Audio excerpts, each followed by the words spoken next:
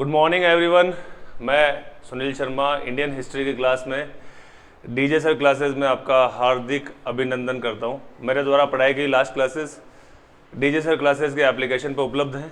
वो उससे संबंधित जो पीडीएफ है वो डीजे सर क्लासेस के टेलीग्राम चैनल पर जाके आप प्राप्त कर सकते हैं। इंडियन हिस्ट्री के 90% जो है वो कंटेंट वहाँ पे आपको मिल जाएंगे जो अपन ख़त्म कर चुके हैं। कुछ 2-5% कंटेंट अब बचा है आपका भारतीय इतिहास का, जो कि आधुनिक भारत के इतिहास में जो गत क्लास जो लास्ट क्लास थी जिसमें मैं आपको पढ़ा रहा था कि आधुनिक भारत में मैंने आपको कुछ जो है वो बेसिक से समझाया था कि अंग्रेज लोग कैसे आए थे, किस बहाने से आए थे, कैसे उन्होंने धीरे धीरे उंगली पकड़ते पकड़ते जो है वो पूरा हाथ पकड़ लिया। वो पूरी कहानी मैंने आपको कल समझाई थी। कुछ जो कल अनुपस्थित रहे थे वो कहानी में दोबारा रिपीट नहीं करूंगा, लेकिन कुछ उसका सारांश जो है मैं रिपीट कर देता हूँ। जब बाहरी जातियाँ यहाँ पे आई, बाहरी जातियाँ मतलब बाहरी कुछ जो है कंट्रीज से लोग आए, वो सिर्फ व्यापार करने के लिए आए थे। जरूरी नहीं है वो हर जो बाहर से आई हुई चीज़ है वो युद्ध करने के लिए आए।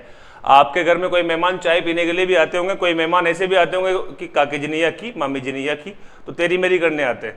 सबकी अलग अलग प्रवृत्तियाँ होती है, सबके अलग अलग उद्देश्य होते हैं। कुछ जो बाहर के जो लोग आए वो व्यापार की दृष्टि से आए। व्यापार की दृष्टि से जो है वो पुर्तगाली, डच और फ्रांसीसी, डेनमार्क, ये जो कंट्रीज रही है वहां से लोग जो है वो यहाँ पे व्यापार की दृष्टि से आए। पर ये कुछ समय के लिए रहे। इसमें सबसे ज्यादा टिकने वाली जो जाति थी वो पुर्तगाली थे। सबसे ज्यादा टिकने वाले जो कंट्री के जो लोग थे वो पुर्तगाली थे। वो सबसे ज्यादा जो है वो दक्षिण में पाए जाते थे। पुर्तगाली यूजुअली जो है समुद्र के रास्ते से आते थे, और पुर्तगालियों ने जो है जैसे यहाँ पे दमन दीव वगैरह जितने भी द्वीप है, यहाँ अंडमान निकोबार वगैरह, यहाँ पे कब्जा कर लिया। ये दक्षिण तक इन्होंने पूरा कब्जा कर लिया पुर्तगालियों ने। उसके बाद बम्बई जो है वो अपनी बहन की शादी में दहेज में दे दिया था। मुंबई सिटी जो आज बॉलीवुड के सारा जो है सेंट्रल हब माना जाता है बॉलीवुड इंडस्ट्री का। ठीक है, मुंबई कहाँ पड़ता है? महाराष्ट्र में। पहले बम्बई बोला जाता था उसको, बम्बई मेरी जान, बम्बई सेंट्रल, बहुत सारी मूवीज ऐसी आई थी। पहले बम्बई बोलते फिर वो मुंबई हो गया कालांतर में। ठीक है, तो आधुनिक भारत के इतिहास में मैंने आपको बताया था कि भारत में कई विदेशी लोग व्यापार करने की दृष्टि से भारत आए, जिसमें यूरोपीय लोग सबसे ज्यादा प्रसिद्ध रहे। यूरोपियन कंट्रीज जो है उसमें से पुर्तगाली, डेनमार्क, फ्रांसीसी, डच कंट्रीज से जो लोग आए थे वो यूजुअली यहाँ पे व्यापार करने की दृष्टि से आए। और यहाँ पे उनको लगा कि यार ठीक है, माहौल अनुकूल है, चीज़ें यहाँ से एक्सपोर्ट कर सकते हैं। उन्होंने यहाँ से बहुत पैसा भी कमाया, और यहाँ से जो धन धान्य वगैरह है, क्योंकि यहाँ के लोग बावड़े हुआ करते थे। बावड़े इन द सेंस सैद्धांतिक लोग जो है ना, जिनके उसूल होते हैं वो क्या है कि जो छल करना जिनको आता है, जो धोखा करना जिनको आता है, उनसे हमेशा ठगाई में आते थे। आप 99% इतिहास के अंदर जब आप पढ़ोगे, उसके अंदर जो घटनाएं हुई है 99%, वो जब कोई राजा हारा है ना तो उसके ही घर में, उसके ही मिलने वाले ने किसी न किसी से सूचना लीक की, तब जाके हारे हैं वो। ठीक है, खैर आगे बढ़ते हैं। व्यापार करने हेतु आए हुए डच प्रथम यूरोपियन थे जो वापस गए थे। जब व्यापारी जो लोग आए, जब वापस से रिटर्न होके भैया ठीक है हम जा रहे हैं, हमारे बस की बात नहीं है, तो डच कंट्री के जो लोग थे वो सबसे पहले यूरोपियन थे जो वापस गए थे। और अंतिम यूरोपियन थे पुर्तगाली। पुर्तगालियों को मैंने आपको बताया था कि भाई साहब इसको जो है ना 1961 के अंदर जब अपने यहाँ के कॉन्स्टिट्यूशन निर्मित हो चुका था, भारत आज़ाद हो चुका था अंग्रेजों से, उसके बाद में जो पुर्तगाली कुछ क्षेत्रों पे अधिकार करके बैठे थे, फिर उनको मार मार के भगाया, डरा डरा के भगाया। जो दमन दीव, अंडमान निकोबार, कई सारे एरिया पे उन्होंने कब्जा करके बैठे हुए थे। ठीक है, पुर्तगालियों ने कोचीन एवं गोवा को अपनी राजधानी बनाया। इंग्लैंड के राजा चार्ल्स सेकंड को पुर्तगाली राजा ने अपनी बहन की शादी में बम्बई दहेज में दे दिया था। पकड़ भाई, 1961 तक दमन दीव एवं अंडमान के कुछ क्षेत्रों तक पुर्तगालियों का अधिकार रहा। फिर उसके बाद में जब अपनी सरकार का गठन हुआ तो राजीव गांधी सरकार और इंदिरा गांधी सरकार ने फाइनली अपनी, क्योंकि इनके पास जो है वो जल सेना बड़ी शानदार थी, समुद्र में इनके पास में जो है वो अच्छे खासे तोप थे। पनडुब्बियाँ तो नहीं थी, पनडुब्बियाँ तो फिर अब जाके ईजाद हुई है, सबमरीन जिसको बोला जाता है। कैनन्स थी, तोपें थी, इनके पास उन्नत संसाधन थे। तो उसके पहले तक अपन पुर्तगालियों को जितना 90% खदेड़ना था वो दक्षिण से भूभाग से खदेड़ चुके थे। पर ये कुछ जो आइलैंड बचे थे ना अपने, दमन दीव, अंडमान निकोबार वगैरह जो समुद्र में है, जो अपने भारत के भूभाग से थोड़े कटे हुए हैं, वहाँ जाना है तो आपको समुद्र के रास्ते से जाना होगा या आप फ्लाइट से जा सकते हैं। हालांकि दमन दीव वगैरह में एयरपोर्ट अभी चालू नहीं हुआ है। अंडमान निकोबार में आपका जो है वो एयरपोर्ट चालू हुआ। जब भी आप कभी अगर आप थोड़े से अच्छा अर्निंग करने लगेंगे और आपकी कभी इच्छा हुई अंडमान निकोबार घूमने की, तो अंडमान निकोबार में इधर you can go towards the ship. जो शिप जाता है वो जाता है गोवा या मुंबई से, वहाँ से जो है आप जो है वो क्रूज़ का आप टिकट लेंगे। सर्टेन जो चार्जेस होते हैं लगभग 70 to 80,000 के आसपास उसका पैकेज होता है अंडमान निकोबार का, ठीक है। उसके अंदर आपका जो है वो 4 नाइट 5 डेज़ का जो एक पूरा पैकेज निर्मित किया जाता है। आजकल बहुत सारी ट्रेवल टूर्स कंपनीज है, वहाँ है कुछ नहीं, सिर्फ आइलैंड है। अपने जो है ना, जैसे मैं आपको बताऊँ थोड़ा सा इंटरेस्टिंग फैक्ट, नई नई कहानियाँ, यहाँ पड़ता है गोवा।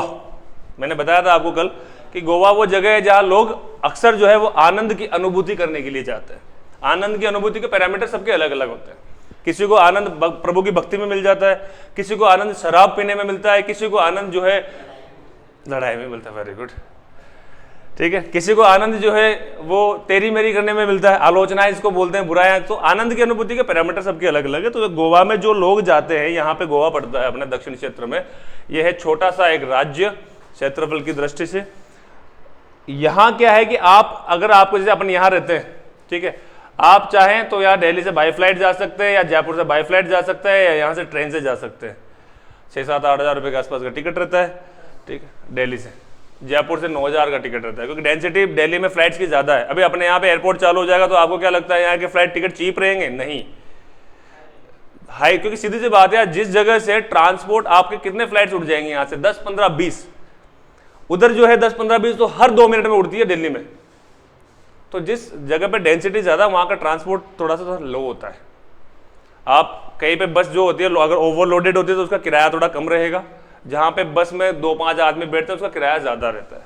खैर, तो अंडमान निकोबार जो है वो यहाँ पाए जाते हैं, ठीक है, जो द्वीप समूह है। यहाँ का जो समुद्र होता है ना, यहाँ का समुद्र का पानी, आप जब भी गोवा या फिर आप दमन दीव या कहीं ऐसे तटीय इलाकों पे जाओगे, आप तमिलनाडु जाओ, आप रामेश्वरम जाओ, तो वहाँ का जो पानी है वो आपको थोड़ा सा गेहुआ कलर का दिखेगा, गंदा गंदा सा, पीला पीला सा। और आप जब जो है ना थोड़ा सा दूरी तय करके समुद्र में अंडमान निकोबार द्वीप समूह पे जाओगे तो यहाँ का पानी जो है ब्लू ब्लू होता है। आज ब्लू है पानी पानी, ये जो सनी सिंह का गाना आया था ना, वो ब्लू, हाँ वो यहीं से आया था, यहीं बैठ के वो शराब पी रहा था, यही उसने गाना बनाया उसकी जीवनी में जब आप सुनेंगे। तो ओवरऑल जब ये बाहर के लोग आए तो इसमें सबसे ज्यादा जो है, ठीक है, पुर्तगाली डच जो भी आए व्यापार करके निकल गए, सबसे ज्यादा टिके अंग्रेज लोग। और अंग्रेजों का आगमन की कहानी कहां से चालू होती है? 31 दिसंबर 1600 ईस्वी से। इंग्लैंड के अंदर जो महारानी थी वहां की एलिजाबेथ ने एक कंपनी बनाई, ईस्ट इंडिया कंपनी, रजिस्ट्रेशन किया है कंपनी का। सिंपल सी बात है, ईस्ट मतलब मैंने आपको बताया था कौन सी दिशा? पूर्व दिशा। पूर्व दिशा मतलब अपने भारत में पूर्व में जो है बंगाल, सिक्किम, मिजोरम, मणिपुर, ये जितने भी पूर्वोत्तर राज्य बोले गए, पूर्वी राज्य जिनको कहा जाता है, तो सबसे पहले इसका मतलब जो है अंग्रेज कहां पे आए? पूर्वी राज्यों पे, ठीक है। तो वहां उन्होंने ईस्ट इंडिया कंपनी, इस नाम का अर्थ समझ जाना अपने आप, आज दिन तक आपने रटा होगा। ईस्ट मतलब भारत का जो ईस्ट एरिया है, वहां पे इंडिया, ईस्ट इंडिया कंपनी, वहां पे कंपनी स्टैब्लिश की किसने? महारानी एलिजाबेथ ने। कब? 31 दिसंबर 1600 ईस्वी को। और सबसे पहले उस कंपनी को रिप्रेजेंट करने के लिए जो यहाँ पे उसने आदमी भेजे, 3-4 आदमी भेजे। उस टाइम का जो राजा था उसका एक राजदूत था जिसका नाम था टॉमस रो, ठीक है, टॉमस रो। इसने जब EIC की स्थापना की तो EIC के जो सबसे पहले बिजनेस, भाई देखो कोई भी बिजनेस स्टैब्लिश होगा तो ऑफिस तो होगा ना उसका।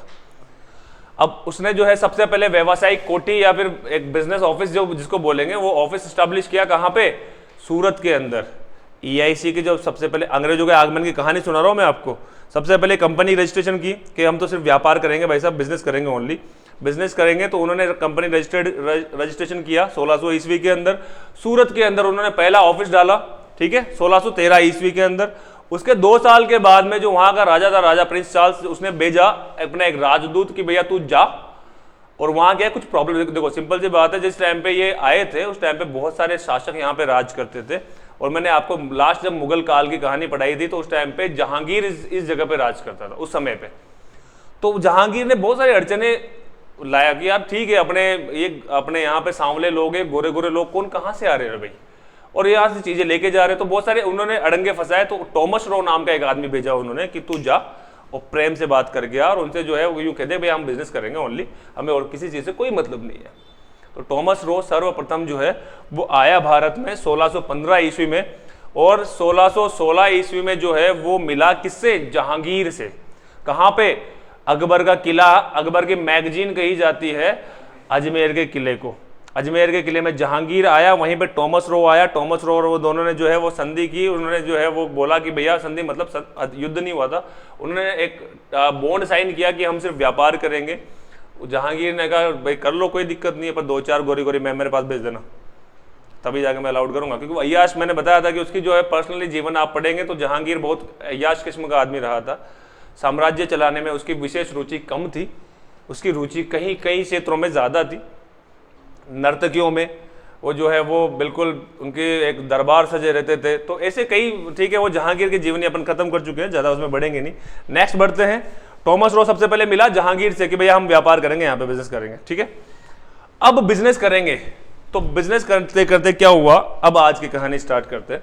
कहानी वैसे तो मैं कल सुना चुका था। 1616 ईस्वी में जो है उन्होंने कहा भाई ठीक है बिजनेस करेंगे। बिजनेस करते करते धीरे धीरे इन्होंने क्या किया कि सबसे पहले जब इन्होंने देखा ना कि यार अपने काम करते हैं, यहाँ के जो राजा लोग हैं, जहांगीर मरा, जहांगीर के बाद में जो है वो औरंगजेब वगैरह जो है, कि यहाँ के राजा लोगों में विशेष दम नहीं है, सब अलग अलग राज्यों में बटे हुए हैं और ये छोटी मोटी बात पर लड़ मरते हैं। छोटी मोटी बात पे किसी के युद्ध साम्राज्य में घुस गए, किसी का साम्राज्य हड़पने चले गए, किसी की लुगाई की तरफ देख लिया तो वो युद्ध करने आ गया, किसी ने नहीं देखा तो वो युद्ध करने आ गया। तो ऐसे ऐसे चीज़ें हो रही है। तो उन्होंने जो है फिर फाइनली सबसे पहले उनकी एक हिम्मत हुई कि जो मैंने बताया कि पूर्वी क्षेत्र में अपना बंगाल पड़ता है, पश्चिम बंगाल जो आज वर्तमान में राज्य है, बंगाल जो है वो बंगाल के अंदर सबसे पहले इनकी हिम्मत हुई जब इन्होंने जो है वो एक युद्ध लड़ा जिसका नाम था, जो वहाँ का नवाब था बंगाल का, उसका नाम था सिराज-उद-दौला। सिराज-उद-दौला, नवाब सिराज-उद-दौला, इतिहास में बहुत प्रसिद्ध नाम है, बहुत प्रतापी राजा भी रहा था। इनके पास में कैनन्स, गन्स सब थी, पर फिर भी सिराज-उद-दौला जीतता। लेकिन उसी का जो साला था मीर जाफ़र, उसने धोखा किया, इंटरनली इंफॉर्मेशंस उनको प्रोवाइड कर दी कि ऐसी ऐसी बात है। और अंग्रेज तो थे ही दूर, वो तो जो है वो उनके लिए सिद्धांत मैटर नहीं करते थे युद्ध में, वो जितना छुपके वार करते थे उतना उनको मज़ा आता था।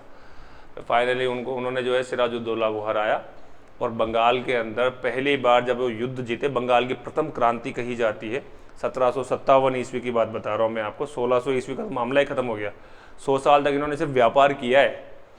100 साल के बाद में जब औरंगजेब वगैरह सब मर गए ना, तो कोई छोटे मोटे, कोई उसके बाद में आप कभी हिस्ट्री पढ़ोगे तो उसके बाद में कोई प्रतापी राजा नहीं हुआ था। 1700 ईस्वी के बाद में सब छोटे मोटे राजा हुए थे जिनको युद्ध करने से कोई मतलब नहीं रहा था। उनको सिर्फ इस चीज़ से मतलब था, शिकार खेलने चले जाएंगे, आएंगे मस्ती से जो है पड़े रहेंगे, 10-20 रानियाँ और बना लेंगे, 50-100 बच्चे कर लेंगे, दैट्स इट। तो जब उनको लगा कि आराम पसंद हो गए राजा ये, तो this is the perfect time. 1616 ईस्वी में टॉमस रो आया, 1616 से 1757 में पहली बार युद्ध लड़ा था इन्होंने। सोचो 150 साल के बाद में, 150 साल तक सिर्फ ये ट्रेडिंग करते रहे, व्यापार करते रहे। और तब तक इन्होंने जो है वो एक मुसलीपट्टनम नाम की एक जगह है जिसको कालांतर में मद्रास कहा जाता है आज की तारीख में। मुसलीपट्टनम में इन्होंने सबसे पहले इनकी एक फैक्ट्री स्टैब्लिश की अंग्रेजों ने मद्रास में। मद्रास इन्होंने बसाया, कैलकाटा इन्होंने बसाया, कलकत्ता जो है पश्चिम बंगाल के अंदर जो आज उसकी राजधानी कही जाती है कलकत्ता पश्चिम बंगाल की, वो किन्होंने बसाया? अंग्रेजों ने बसाया, ठीक है। फोर्ट विलियम नाम की एक जो जगह है पश्चिम बंगाल में, वो इन्होंने बसाया, ठीक है। मद्रास में एक शानदार सा किला बनाया फोर्ट सेंट जॉर्ज करके, वो भी इन्होंने बनाया, ठीक है। अब जब ये जो है युद्ध करने की जब उनको लगा ना कि अब मज़ा आ गया यार, हार गया राजा सिराज-उद-दौला, तो मीर जाफ़र को उसकी जगह पे नवाब बना दिया। तो इनको ये लगा कि अपन जो है लोगों को हरा भी सकते हैं और इसके अलावा अपन जो है सरकार बना भी सकते हैं। तो हिम्मत बढ़ी इनकी, हिम्मत बढ़ी। तो इनका दूसरा युद्ध हुआ बक्सर का युद्ध, उसको बोलेंगे प्लासी का युद्ध। सिराज-उद-दौला के साथ में जो लड़े थे ना, भागीरथी नदी है, भागीरथी नदी के किनारे एक प्लासी नाम की जगह है, वहां पे अंग्रेजों के मध्य और सिराज-उद-दौला के मध्य युद्ध हुआ 1757 ईस्वी में। जीते कौन? अंग्रेज लोग। जीते कौन? कहानी समझ में आ रही है? चेहरों से तो मुझे ऐसा लग रहा है कि जैसे तोते उड़े हुए कि अरे यार दादाजी कहानी सुना रहे हैं, ठीक है, क्यों भेजा खा रहे होगी। कहानी की फॉर्म में बता रहा हूं मैं आपको, ताकि अंग्रेजों का जो मामला, क्योंकि अपन जब इसमें पढ़ेंगे ना regulating act, Pitt's India act, स्वतंत्रता आंदोलन, तो ये याद करना बड़ा टफ रहता है। मैं इसलिए कहानी की फॉर्म में समझा रहा हूँ आपको, ताकि चीज़ें क्लियर रहे, रटने की अपेक्षा चीज़ें स्थायी तौर पे मेमोरी पर रहे। कहानी के भाई मास्टर ने कहानी सुनाई थी मुझे। उसके बाद में जब इनका दूसरा युद्ध हुआ बक्सर का युद्ध, अब मीर जाफ़र को जो उसका साला था ना नवाब सिराज-उद-दौला का, उसको बना दिया नवाब। सिराज-उद-दौला हार चुका है। मीर जाफर को जब बनाया 1757 ईस्वी में, तो 3 साल के अंदर मीर जाफर और अंग्रेजों के मध्य जो ना उसके अंदर एटीट्यूड आ गया मीर जाफर के अंदर, अरे अंग्रेजों की क्या औकात यार। तो अंग्रेजों ने मीर जाफर को बैठा दिया और उसकी जगह जो है वो मीर कासिम को बना दिया, उसका दामाद, मीर जाफर का दामाद था, उसको मीर कासिम को नवाब बना दिया, मीर जाफर को हटा दिया वहाँ से। पर मीर कासिम भी जो है, क्योंकि अंग्रेजों की रणनीति वही थी कि वो बार बार में हर चीज़ में हस्तक्षेप करते थे, बार बार में जो है वो भैया ऐसे कर, तो उनको भी उसके अंदर भी एटीट्यूड आ गया कि क्या है यार ये। तो मीर कासिम का युद्ध हुआ एक किसके साथ में, अंग्रेजों के साथ में। बक्सर नाम की एक जगह है, बिहार में पड़ता है, पश्चिम बिहार के बगल में, बंगाल और बिहार के बीच में एक बक्सर नाम की जगह है, वहाँ पे युद्ध हुआ, इसको बक्सर का युद्ध कहा जाता है। ठीक है, ये इनके ये जो युद्ध हुए ना इन दो युद्धों के बाद में इन्होंने धीरे धीरे जो है ना अपनी सत्ता बनाते गए, क्योंकि लोगों को पता लगने लगा कि अंग्रेजों के पास में गन्स है ये वो। तो वे जब जाते थे प्यार से बात करते थे कि देख सिंपल सी बात है, तेरे राज्य में कोई हमला करेगा तो हम बैठे हैं, हम बस तुझे ये है कि हम तुझे जहाँ पे तेरा महल है, एक महल हमारे लिए या तो अलग खुलवा दे या नया बनवा दे। वो अपनी फैमिली के साथ में वहाँ पड़ जाते थे, पड़े रहते थे, दिन भर बढ़िया मस्ती से चिल मारते थे, रात भर दारू पीते थे, रात भर जो है वो डांस करते थे अंग्रेजी गानों में, अंग्रेजी मेमों के साथ में। राजाओं के बड़े मजे आने लग गए थे, क्योंकि बेचारे सांवले सांवले शक्लों से काम चलाते थे। अब उनको अंग्रेजों के गोरी गोरी शक्लें मिलने लग गई, अनोखे अनोखे जो है भाई, मैंने कहा था कि कल अपन को ही अंग्रेज दिख जाते हैं आज की तारीख में, तो अपन को लगता है अरे अनोखे से पॉइंट आउट करते हैं, अरे अंग्रेज जा रहा है, अपने कोटा में कोई अंग्रेज आ जाए तो अरे अंग्रेज जा रहा है। तो वैसे उनके लिए था अनोखी बात यार, एक गोरे गोरे से लोग थे, अंग्रेजी बोलते थे। तो रॉबर्ट क्लाइव नाम का एक आदमी था जो सर्वप्रथम गवर्नर बना अपने भारत का। जब उनको लगा ना कि ठीक है अपनी सत्ता अब चलानी है, तो 1757-1760 ईस्वी के आसपास में इन्होंने एक गवर्नर बना दिया यहाँ पे भारत का। वो बंगाल का प्रथम गवर्नर कौन था, रॉबर्ट क्लाइव। ठीक है, 1760 के बाद की कहानी सुना रहा हूँ मैं आपको। 1757 में प्लासी का युद्ध हुआ, ठीक है। उसके बाद में जो है 1760 में मीर जाफर को हटाया, मीर कासिम को मामला हटाया। 1764 ईस्वी में जो है वो बक्सर का युद्ध हुआ 1764 ईस्वी में। और 1766 ईस्वी में डाक सेवा की शुरुआत की गई रॉबर्ट क्लाइव के माध्यम से। प्रथम डाक सेवा जो अपन पोस्टल ऑर्डर जो है ना, वो डाक सेवा की देन किनको जाती है, अंग्रेजों को। अंग्रेजों ने बहुत सारी अच्छी अच्छी चीजें अपने यहाँ पे स्टार्ट की थी, ठीक है। रॉबर्ट क्लाइव जो था वो प्रथम गवर्नर था बंगाल का। फिर उसके बाद में उसको जो है मद्रास का भी गवर्नर बना दिया था, दो अलग अलग टेरिटरी के गवर्नर बन गया था। फिर बाद में बारी आई वॉरेन हेस्टिंग्स की। वॉरेन हेस्टिंग्स जो है वो दोनों का संयुक्त, मैंने रॉबर्ट क्लाइव के बारे में कल पढ़ाया भी था कि द्वैध शासन की शुरुआत भी उसी ने की थी 1765 ईस्वी में। द्वैध शासन मैंने बताया भी था, अभी मैं लिखाऊंगा आगे। द्वैध शासन वही कि करता धरता तो कोई और है, पर आपने एक प्यादा खड़ा कर दिया, अपना शासन तो वो चलाएगा पर डोर आपके हाथ में, कठपुतली है वो एक तरीके से। तो द्वैध शासन, इसके बड़े विरोध भी हुए थे द्वैध शासन के, ठीक है। फिर उसके बाद में जो है वो वॉरेन हेस्टिंग्स आया। जो गवर्नर था वो गवर्नर शब्द हटा दिया गया, गवर्नर जनरल कर दिया। फिर उसको गवर्नर जनरल बाद में जो है अपने राज्यपाल हो गया था धीरे धीरे जो है ना। गवर्नर, आरबीआई का गवर्नर अलग चीज होती है, जो अपन लिखे रहते हैं ना, आप नोट देखना आपके भी नीचे गवर्नर के साइन हुए रहेंगे, शक्तिकांत दास हो गया, कोई भी हो गया। तो ओवरऑल गवर्नर जनरल, प्रथम गवर्नर जनरल बना रॉबर्ट क्लाइव के बाद में वॉरेन हेस्टिंग्स। गवर्नर कौन था प्रथम, रॉबर्ट क्लाइव। और प्रथम गवर्नर जनरल कौन था, हेस्टिंग्स। लिखाऊंगा मैं, ठीक है, मैं अभी कहानी सुना रहा हूं ओनली। हेस्टिंग्स ने जो है वो सर्वप्रथम अपने न्यायालय की व्यवस्था है, कोर्ट की व्यवस्था है, वो कोर्ट व्यवस्था शुरुआत की थी मद्रास से। सर्वप्रथम जो कोर्ट है ना, जो आज अपन जो है न्यायालय, जो उच्च न्यायालय, अधीनस्थ, जिला स्तर पे होते हैं अधीनस्थ न्यायालय। जिले से ऊपर बढ़ो, जिले से ऊपर क्या आता है, जिले से ऊपर क्या आता है, अपने भारत की व्यवस्था में सबसे बड़ा, सबसे अगर पूरा बात करें तो भारत क्या है, अपना एक देश है। देश में एक सुप्रीम कोर्ट होता है। कोई आपसे पूछे सुप्रीम कोर्ट कितने, एक ही होता है भाई साहब, 10 20 50 नहीं होते। फिर उसके अंदर थोड़ा सा अपन जब मैप में जूम करते हैं ना, तो भारत में जूम करोगे तो राज्य आएंगे। हर राज्य में एक उच्च न्यायालय होता है, ठीक है। हर राज्य में उच्च न्यायालय, 33 उच्च न्यायालय राइट नाउ अपने पास में। और राज्य कितने हैं, राज्य कितने हैं, 28 राज्य है यार। इतना डाउटफुली क्यों होता है। केंद्र शासित प्रदेश कितने हैं, सेंट्रल ओरिएंटेड जो क्या 8 है 9 है, 8 है। कौन से बने, दमन दीव तो पहले ही था यार। लेह लद्दाख, जब ये 370 थी ना 2019 के अंदर, 370 वही कश्मीर। कश्मीर अलग देश, अलग प्रधान, अलग विधान, मतलब उसका झंडा भी अलग होता था, मालिक भी अलग होता था, वहाँ अपना देश का कोई कानून नहीं चलता था।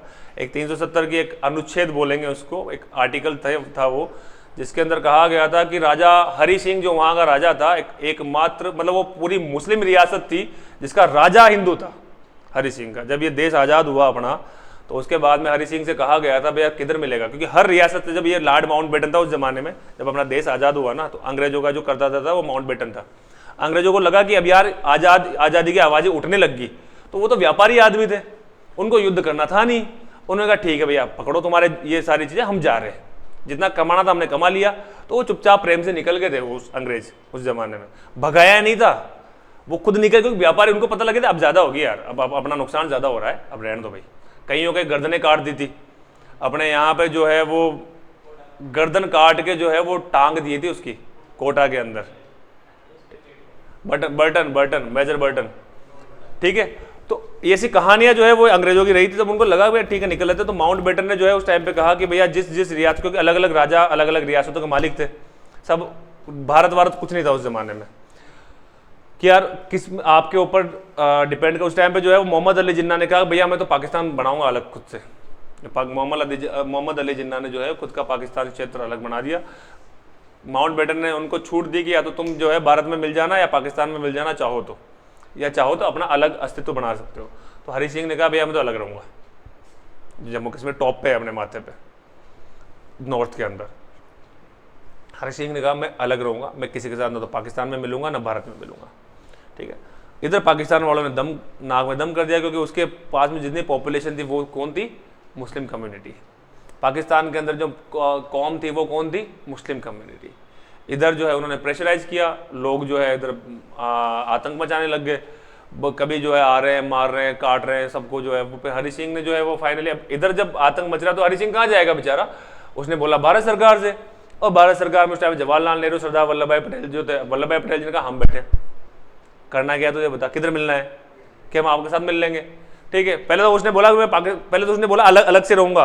पाकिस्तान ने जब प्रेशर बनाया तो उसने कहा मैं आपके साथ मिल जाऊंगा, पर फिर स्टाइल से उधर बोल दिया वल्लभ भाई पटेल से कि भैया ये हम पे प्रेशर बना रहे हैं, मुझे जो है मार देंगे, आप आ जाओ। फिर उन्होंने जो है वल्लभ भाई पटेल जी ने कहा कि ठीक है हम आ रहे हैं। उस टाइम में फिर पाकिस्तानी जो है वो हटे, हरि सिंह जी से बोला कि ठीक है आपको हमारे साथ मिलना है। कुछ क्षेत्रों पे पाकिस्तान के जो जितने लोग घुस चुके थे वो आज POK कहलाता है, पाकिस्तान ऑक्यूपाइड कश्मीर कहलाता है, जहाँ पे कुछ क्षेत्रों तक घुस चुके थे पाकिस्तानी लोग, है अपने भारत का क्षेत्र, पर वहाँ पे ऑलरेडी जो है उनकी कानून चलते हैं अलग से, ठीक है। और जो अपने क्षेत्र यहाँ आए थे, तो उस टाइम पे जब कॉन्स्टिट्यूशन लागू हुआ, जब ये तो बात थी आज़ादी तक की, 1947 तक की, लागू हुआ था 1950 में, तो 3 साल के अंदर तो पता नहीं क्या क्या रामायण हो जाती है, पता नहीं कितनी दुनिया बदल जाती है अपनी। 3 साल बहुत बड़ी अवधि होती है। तो 3 साल के अंदर जब कॉन्स्टिट्यूशन लागू हुआ तो 370 एक आर्टिकल उसके लिए अलग से बनाया गया कि भैया इसका अलग से झंडा रहेगा, अपने भारत सरकार के कोई कानून वहाँ पे लागू नहीं होंगे, बाहर का कोई भी आदमी वहाँ लैंड नहीं खरीद सकेगा, बाहर के किसी आदमी को वहाँ की नागरिकता नहीं मिलेगी। तो ऐसे कई सारे, मतलब उसको सेपरेटिज्म, बिल्कुल सेपरेट कर दिया मामला। और फाइनली जो है वो एक NDA सरकार ने, BJP सरकार ने एक क्लॉज उसके अंदर, एक छोटे, देखो हर कोई भी इंसान आप कितने भी टर्म्स एंड कंडीशन लिख ले, कहीं ना कहीं कोई ना कोई गलती छोड़ ही जाता है, तो एक क्लॉज उसके अंदर रह गया। वो क्लॉज उन्होंने ढूंढा। 370 एक मूवी है, देखना कभी, आपको अच्छा लगेगा, वो मूवी भी अच्छी है। खैर, तो वापस से अपन जो है वो लिखने वाले पार्ट पे बढ़ते हैं। मैंने आपको पढ़ाया था कल, कहाँ तक था अपना, थॉमस रो मिल गया, ठीक है। ये गुलाबी पेन से कौन लिखता है यार, गुलाबी पेन से वो जियोग्राफी वाले से लिखते हैं क्या, बड़ा पसंद है उनको गुलाबी, गुलाबी पेन, गुलाबी, अरे वाह, अच्छा अच्छा अच्छा, सतरंगी आदमी हो।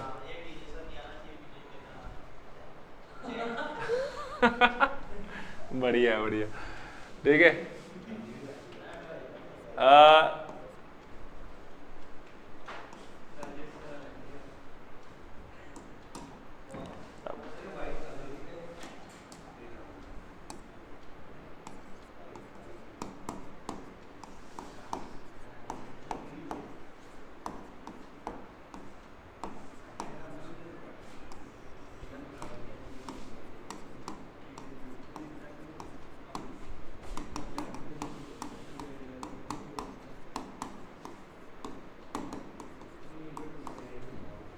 दुर्ग की स्थापना की?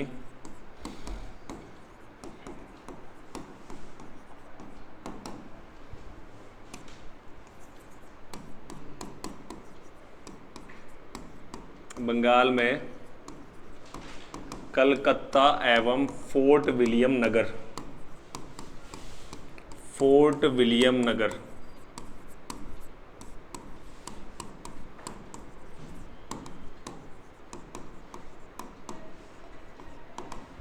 स्थापना की?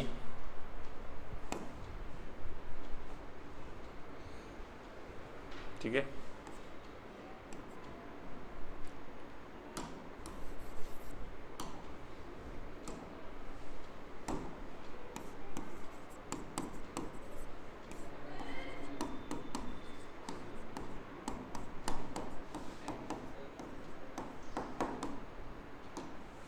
प्लासी का युद्ध?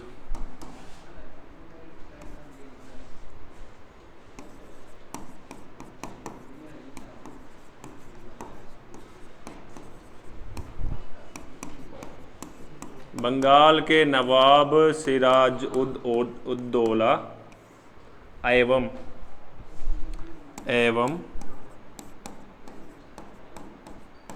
अंग्रेजों के मध्य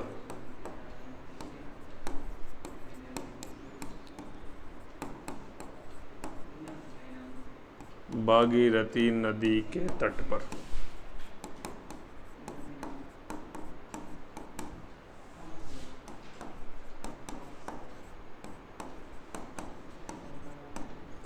प्लासी नामक स्थान पर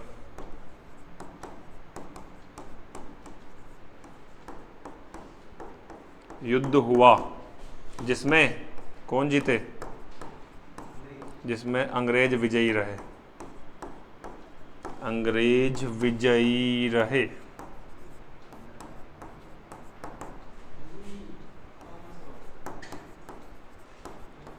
धोखेबाज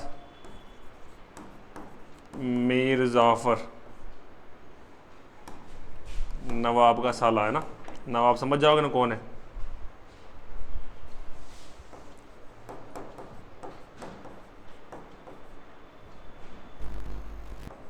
को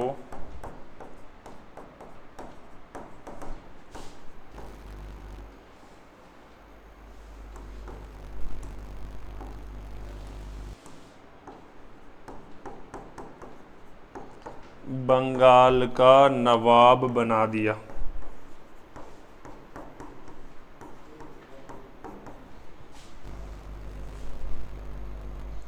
बंगाल का नवाब बना दिया।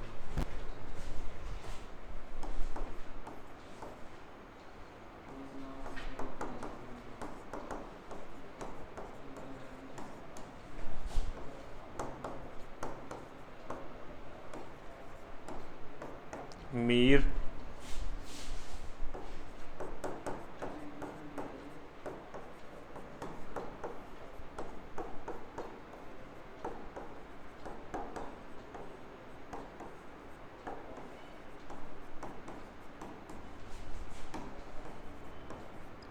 यह बंगाल की प्रथम क्रांति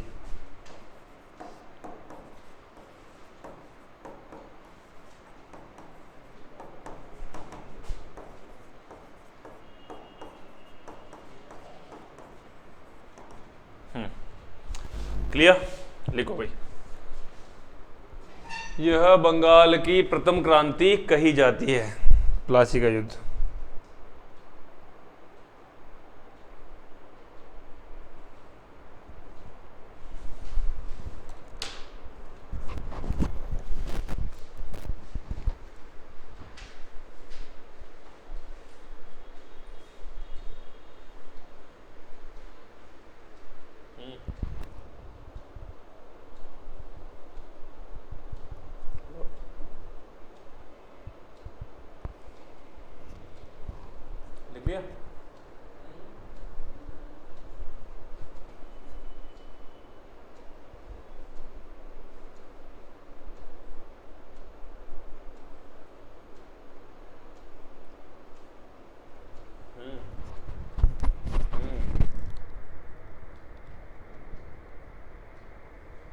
आएगा।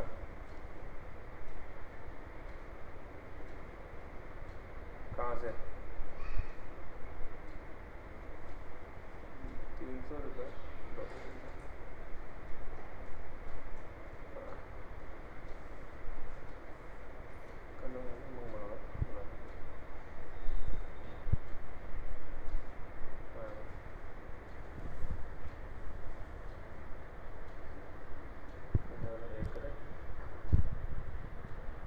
को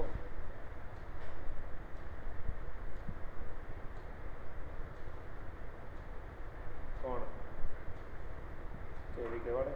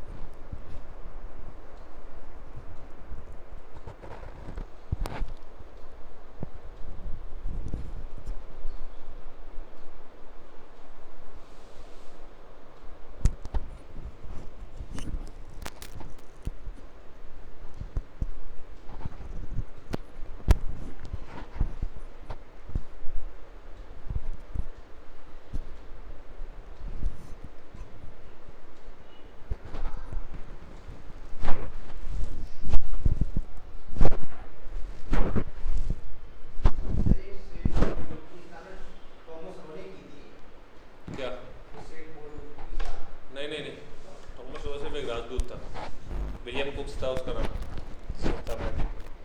स्थापना का कोई विशेष इंपॉर्टेंट नहीं है। अंग्रेजों के बारे में अगर आपसे पूछेंगे तो सिर्फ जो है वो जानकारी ये पूछेंगे कि लाइक जैसे ये प्लासी का युद्ध कब हुआ, किसके मध्य हुआ। कालांतर में जो है सिराजुद्दौला के पश्चात जो है वह बंगाल की गद्दी संभालने वाला नवाब कौन था। बंगाल की प्रथम क्रांति कब हुई, प्रथम क्रांति कब हुई, ये टफ क्वेश्चन है। इस प्रकार के क्वेश्चन बच्चों वाले, प्लासी का युद्ध कब हुआ तो बच्चों वाला क्वेश्चन मान लो एक तरीके सीधा सा यहाँ से पॉइंट उठा के डाल दिया। लेकिन बंगाल की प्रथम क्रांति कब हुई, 1757 में कब हुई, सामने लिखा हुआ है। प्लासी का युद्ध को बंगाल की प्रथम क्रांति कहते हैं, सिंपल बात है। तो यही इस प्रकार के क्वेश्चन आएंगे, इस प्रकार के क्वेश्चन में आदमी फेल होता है। ये प्लासी का युद्ध तो आपको किताबों में मिल जाएगा, क्वेश्चन इस टाइप के आ जाते हैं। इसके बाद में जो है जैसे मान लो ये इसी के अंदर से 2-3 प्रकार के क्वेश्चन बन गए। मान उदाहरण के तौर पे जो है प्लासी का युद्ध निम्न में से किस नदी के किनारे हुआ। तो ये इस प्रकार के क्वेश्चन आएंगे। तो इसके लिए मैं आपको कहानी के फॉर्म में इसलिए सुनाता हूँ ताकि तुम्हारे चीजें जो है ना वो थोड़े बेसिक स्तर पे समझ में आ जाए।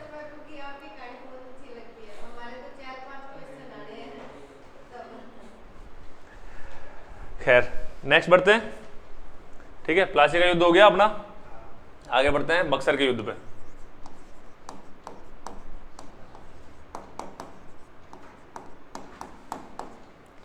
सिक्सटीन 1764 ईस्वी के अंदर मीर कासिम एवं अंग्रेजों के मध्य, बक्सर कहाँ पड़ता है मैं लिखाऊंगा अभी, अंग्रेजों के मध्य बक्सर पड़ता है पश्चिम बिहार, अभी वर्तमान के बता रहा हूं मैं ना,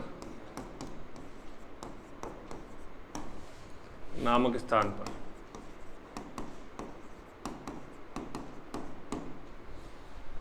स्थान पर जो है वो बक्सर का युद्ध हुआ।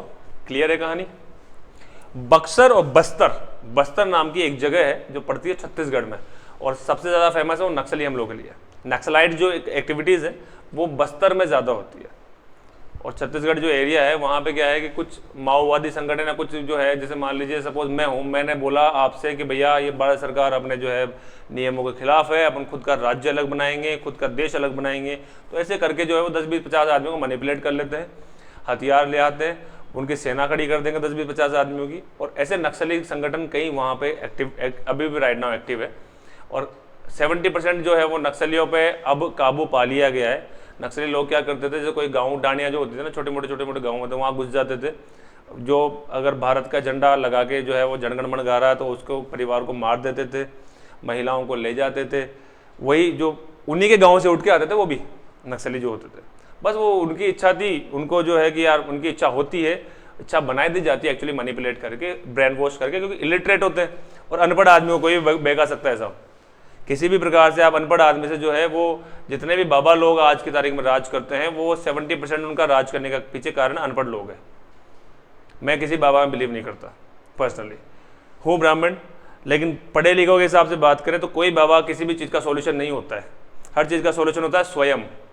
अपने अलावा संसार में सॉल्यूशन कोई नहीं निकाल सकता किसी भी चीज़ का। अपनी समस्या हो चाहे जीवन की, चाहे वो फाइनेंशियली हो, चाहे अपने फैमिलियर हो, परिवार में भी जिनके प्रॉब्लम चल रही है, चाहे फाइनेंशियली चल रही है, चाहे कैरियर से संबंधित है, वो सब खुद को ही मरना है, खुद को ही जीना है। बाबा आपका पर्चा लिख सकते हैं, बता सकते हैं तेरे जीवन में ये प्रॉब्लम चल रही है और उसको आप बागेश्वर धाम बोल देंगे तो मेरी निगाह में गलत है। पर्चा है तो लिख रहे हैं, वो सॉल्यूशन क्या बताया उन्होंने। अभी प्रैक्टिकली मैं प्रेमानंद जी को बहुत अच्छा मानता हूँ, क्योंकि वो उनकी जो जानकारी है वो देते हैं, बहुत ही यथार्थवादी जानकारी देते हैं सब। वो भगवान बन के नहीं बैठे हैं, वो इंसान के, मैं खुद भी हेटर नहीं हूँ उस इंसान का, सिर्फ बाबाओं के नाम पे मैं उस इंसान को मानता हूँ। मानने का मतलब ये नहीं मैं उनका कभी भी जो है वो पूजा नहीं करूँगा कि भैया अगरबत्ती लगा दूँ, जैसे आसाराम बापू की जाती थी किसी ज़माने में। मैं भी छोटा सा था जब, तो ये जो देखो राज करने का जो ट्रिक बताता हूँ मैं। मेरे घर में 3-4, मेरे फादर जो है वो लेक्चरर रहे, तो वो RSS से संबंधित रहे, राष्ट्रीय स्वयंसेवा संघ से। तो वो पाठ्यक्रम वगैरह 2-4 पुस्तिकाएँ आती थी हर महीने, और आसाराम जी की ऋषि प्रसाद नाम की पुस्तिका आती थी। मासिक पुस्तिकाएं जो होती ना, हर आश्रम वगैरह निकालते हैं। तो मेरे घर में 5-7 पुस्तिकाएं आती थी, तो मेरे पिताजी कहा करते थे कि भाई पढ़ो इसको। मुझे भी आनंद आता था कि उसमें कहानियाँ लिखी रहती थी। और कहानियों पीछे की साइड में जो ना, ऋषि प्रसाद के अंदर जो आसाराम बापू जो थे, उस जमाने में आसाराम बापू को भगवान मानने लग गया था। 7th-8th क्लास की बात थी। क्यों मानने लग गया था? क्योंकि उनके ऋषि प्रसाद की पुस्तिकाओं में पीछे कहानी आती थी कि मैं एग्ज़ाम में फेल हो गया, फिर मैंने आसाराम बापू के सामने जो है हाथ जोड़ा, फूल गिरा और मेरा एक रिजल्ट अच्छा आ गया। तो समझ कम होती थी, तो समझ नहीं होती थी, तो यूँ लगता था कि आसाराम बापू के फूल गिरने से भाई साहब जो है वो, जब भी मेरे 8th में मेरिट थी, तो मेरा जब रिजल्ट आया, तो रिजल्ट के पहले मैं आसाराम बापू को ढोक दे रहा हूँ साहब, वो ऋषि प्रसाद की किताब उठा के। इस प्रकार से मैं ऑलरेडी ब्रेन वॉश्ड हो चुका था, क्योंकि वो उनकी कहानियों से मुझे पॉजिटिवनेस आई कि यार हो सकता है कि कुछ भाई भगवान के सामने हाथ जोड़ के अपन चीज़ मांगते हैं तो अपने अंदर पॉजिटिविटी। दूसरी कम्युनिटी कहती है कि ये पत्थर के आगे हाथ जोड़ते हैं। पत्थर एक्चुअली ठीक है, मान लिया भाई वो पत्थर है, लेकिन उससे अपने लाइफ में पॉजिटिव वाइब्स आती है। हाथ जोड़ने से अपने मन में जो है ना वो हिम्मत आती है चीज़ों से। भाई सॉल्यूशन कौन निकालता है? अल्टीमेटली अपन ही निकालते हैं, पर अपने को लगता है चीज़ें अच्छी होंगी। मैंने भगवान के सामने ढोक दे लिया आज, तो मेरा रिजल्ट अच्छा आएगा, तो वो पॉजिटिव वाइब्स दिमाग में आई। अगर मान लो रिजल्ट खराब भी आता है ना, तो अपना दिमाग ऑटोमेटिकली उसको जो है ना थोड़ा सा उसको न्यूट्रल कर लेगा। और आप पहले ही नेगेटिव हो और रिजल्ट और नेगेटिव आ गया तो आप डिप्रेशन में चल जाओगे। पॉजिटिव में तो क्या होता है, प्लस में चल जाता है मामला अपना। भगवान के सामने हाथ जोड़ लिया तो दिस इज द, ये क्या है, एक फिनोमिना है एक साइकोलॉजिकली, जिसके साथ लोग खेलते हैं अपने साथ में। तो मैंने बचपन में वही आसाराम बाबा को भगवान मानता था। फिर जब मैं बीटेक वाले दौर में हुआ तो मेरे साथ मेरे एक फ्रेंड हुआ करती थी, वो भी आसाराम बापू को भगवान मानती थी, ठीक है। लेकिन उनके जब काले कांड पता लगे, मैं समझने लगा चीज़ों को, तो मैं तो 11th-12th में मैंने छोड़ दिया, भैया भगवान वगवान कुछ नहीं है, बाबा है, बावड़ा बनाता है, सिर्फ पॉलिटिक्स को ऑपरेट कर रहा है और लोगों के ऊपर जो है राज करके बैठा है। पर कई लोग जो है, वो मेरी जो फ्रेंड थी, वो हम यूजुअली कभी अगर बात चल जाए तो वो इतना एग्रेसिव हो जाती थी, अगर उनके बारे में किसी ने जो है वो 2 शब्द भी बोल दिए, वो इतनी इस लेवल पे ब्रेन वॉश थी। और ऐसे जो कई लोग हैं जो अपने खुद के धंधे चला रहे हैं, खुद जो है बढ़िया, क्योंकि उनको पता है कि यार नौकरी में कुछ रखा नहीं है।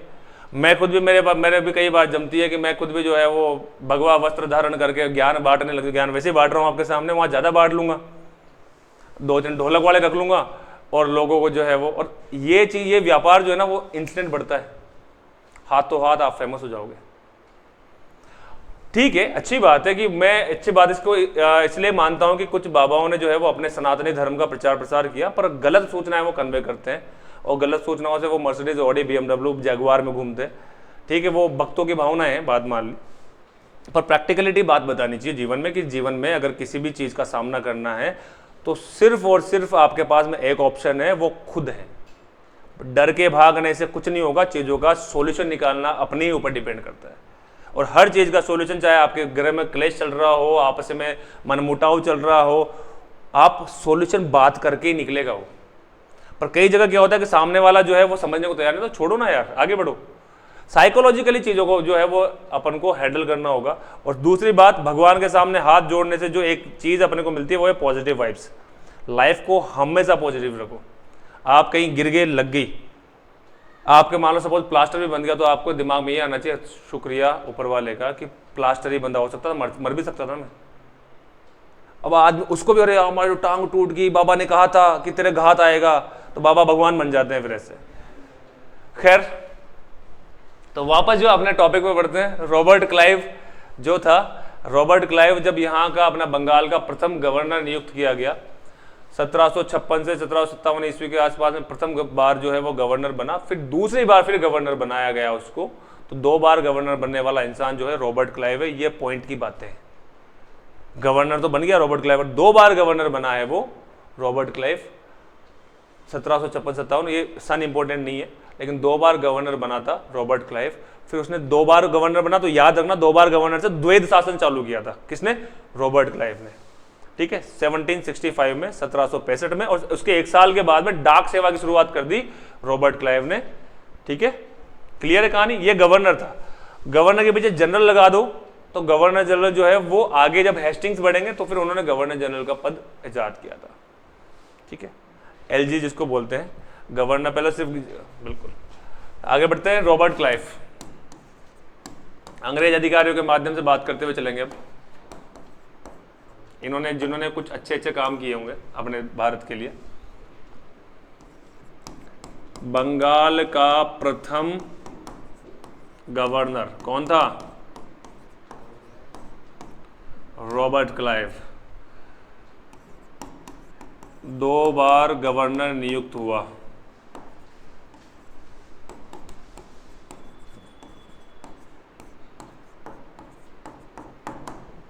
दो बार गवर्नर नियुक्त हुआ। कौन?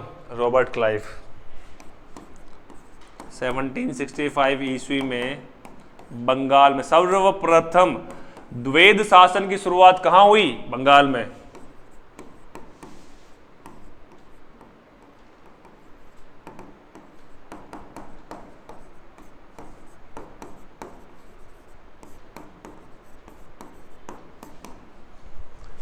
ठीक है, 1766 ईस्वी में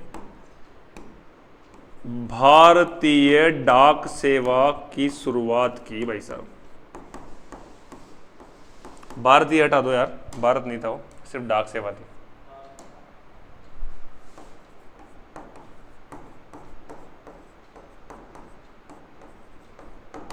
डाक सेवा की शुरुआत की 1766 ईस्वी के अंदर रॉबर्ट क्लाइव भाई साहब ने।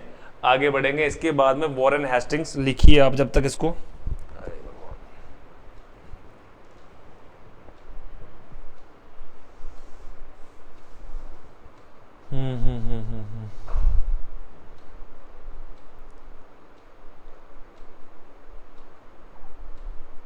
द्वैध शासन समझ गए ना कि शक्ति तो जो है कंपनी के पास में थी, पर जो जितना भी पैसे से संबंधित भार है या कोई सा भी प्रेशर वो नवाब के ऊपर था बंगाल में।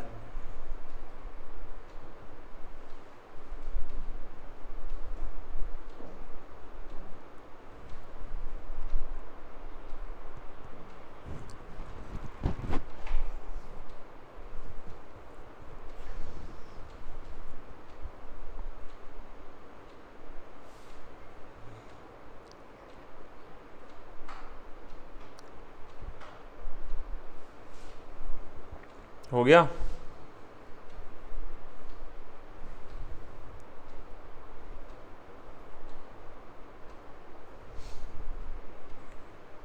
क्लियर?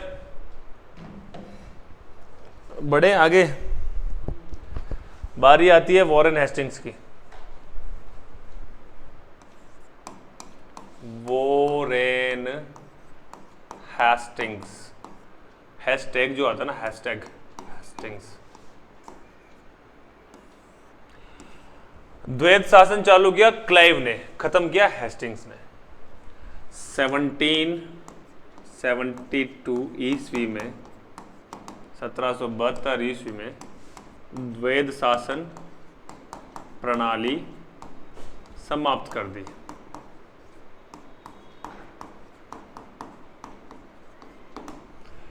1773 ईस्वी में एक बहुत ही फेमस एक्ट था जो रेगुलेटिंग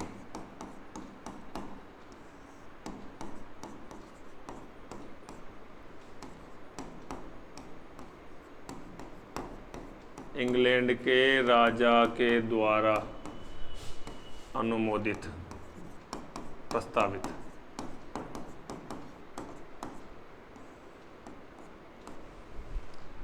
सत्रह सौ 73 ईस्वी में रेगुलेटिंग एक्ट के तहत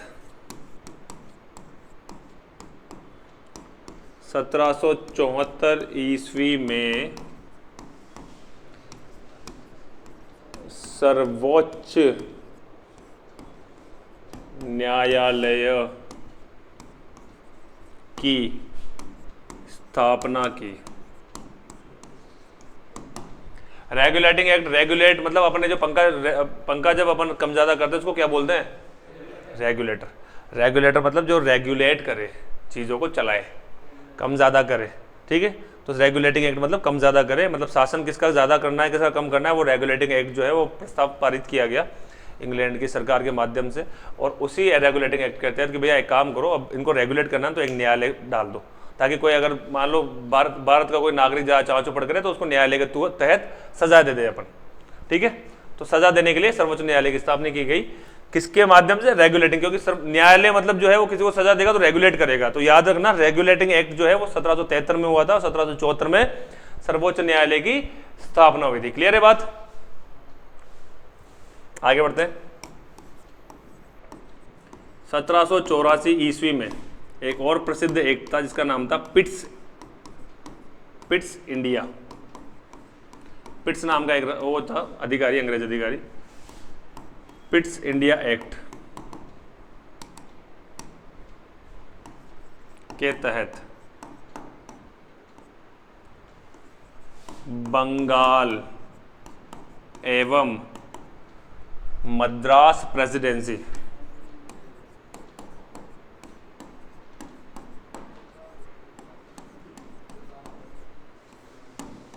को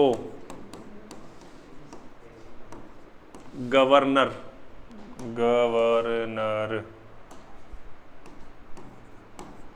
के अधीन कर दिया।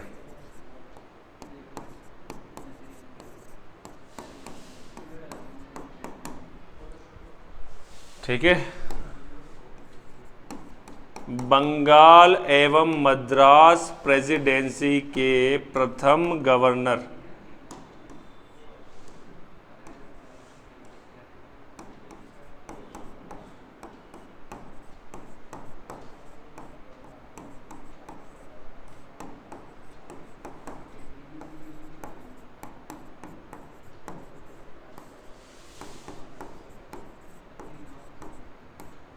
नियुक्त किए।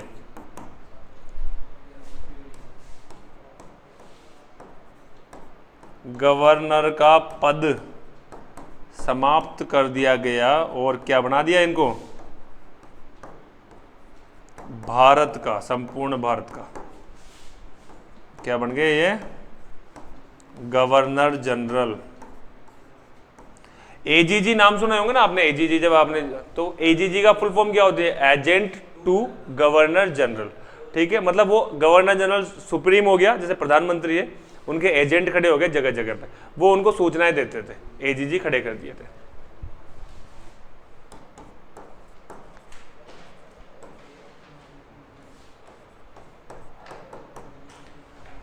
क्लियर?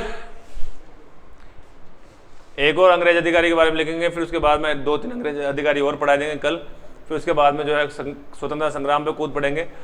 अपन पढ़ेंगे इसके बाद में लॉर्ड चार्ल्स, जो है चार्ल्स नाम का एक अंग्रेज अधिकारी था, जिसकी देन है कि आज की तारीख में जो पुलिस व्यवस्था है वो लॉर्ड चार्ल्स की देन है, जो सिविल सेवा परीक्षा है वो लॉर्ड चार्ल्स की देन है, जो अपने यूपीएससी के आईएएस आईपीएस के एग्जाम्स होते हैं वो लॉर्ड चार्ल्स की देन है। लिख लिया? लिखो, फिर उसको लिखाएंगे। हे भगवान,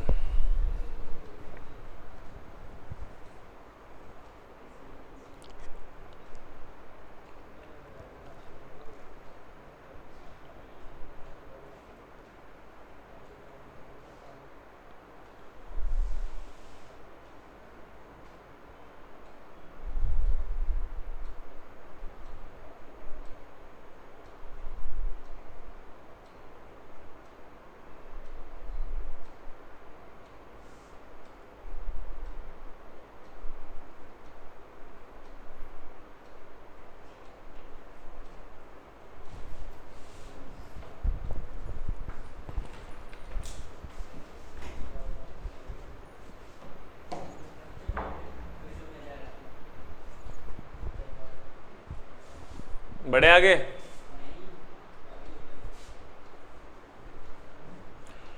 गवर्नर जनरल का पद समाप्त करके गवर्नर जनरल बना दिया गया, पर आधिकारिक रूप में यह ध्यान रखिएगा प्रथम गवर्नर जनरल हेस्टिंग्स नहीं था।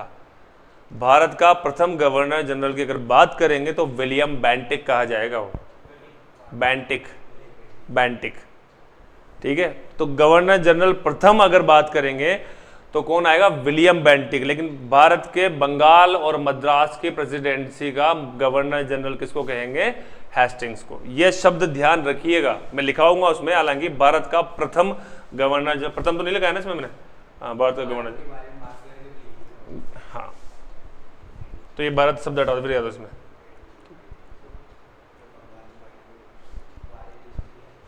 भारत शब्द हटा दो इसके अंदर, वरना कंफ्यूज रहोगे फिर। भारत का प्रथम गवर्नर जनरल विलियम बेंटिक, और गवर्नर जनरल जो है वो हेस्टिंग्स।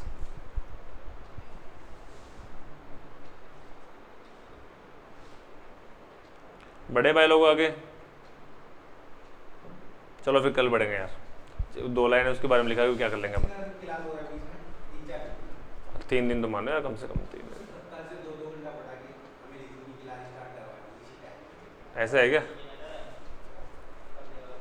चलो देखते हैं, बढ़ते हैं नेक्स्ट क्लास में। आगे क्लास जो है वो कैरी ऑन करेंगे, तब तक के लिए जो है वो अलविदा चाहते हैं। ठीक है, bye bye, goodbye, Tata.